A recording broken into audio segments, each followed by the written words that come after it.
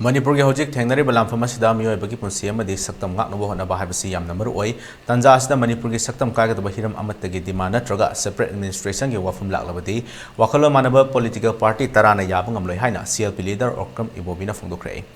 Manipur da thengnari ba isu asi matau karam na tangdu leita ba fibam amada hanjalak kadage hai ba hiramda ngasi Imphal hotel ge sangai hol da pangthokpa thorum amada mahakna wafum sing asi fongdorakibani ngasi ke thorum da political party tara AAP AIFB AITC CPI CPIM INC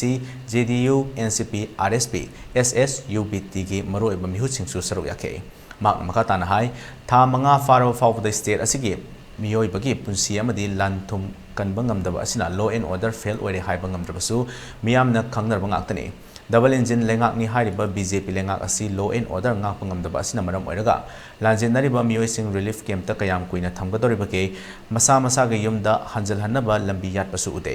democracy chatpa laibak ama oibana miyamna khanba mihotna lengak sem labasu India da BJP sarkarna makha sum chatharabadi democracy asi lekhigadra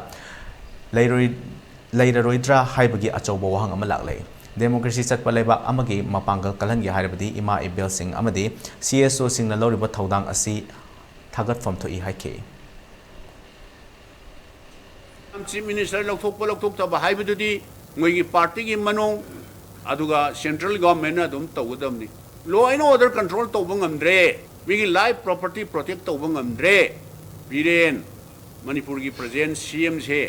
ma lokthok ti karigino na hangba kanda tani ko ma di akhoi union government da central da mateng yamna pangi akhoi hairim khai yai haiba tare ne DGP hapa security advisor hapa chief secretary hapa akhoi na tawning bada tawbada ma karisu haidi yamna cooperation pi haibasina takpadi Manipur se democratically elected government leitrabra aduna makhoina Mount Hena Pabami like Mayam Sirisu Kasu Haide, Domina Dum Lay Hydra, Tammi Bra, she questions him like the Roibada, democracy, Bharata, Center the Labor, and the government, Modi government, Sum Chatarba, the Manipur Labor, Uziki BJP say, Sigi Sarkar Sum Chataragadi, democracy one toxi later Kidra, democracy later Kidra, later Roidra, dictator na mahut siningradra haiba mauhagi ningthau palingai haiba tare ne madugi wafam du lakpa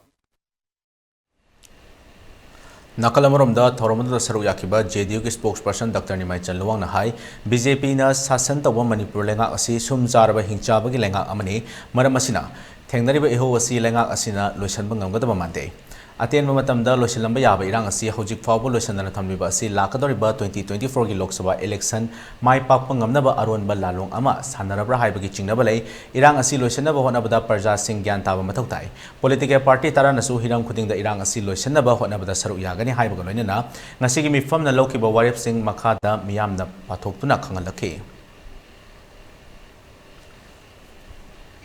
The bloc of 10 political parties hereby resolve to work together in Manipur to find solutions to the problems and issues in the state occurred due to the total failure, lapses and the negligence of the union government, Bharat Sarkar, and the state government failed to restore peace and normalcy in the strife-torn state of Manipur. We demand government should talk to the stakeholders for an amicable settlement and solution for a lasting peace and normalcy in the state of Manipur. We are willing to engage and support any initiative in the peace process. Our unity is our strength. We will work together hand in hand for a change in Manipur.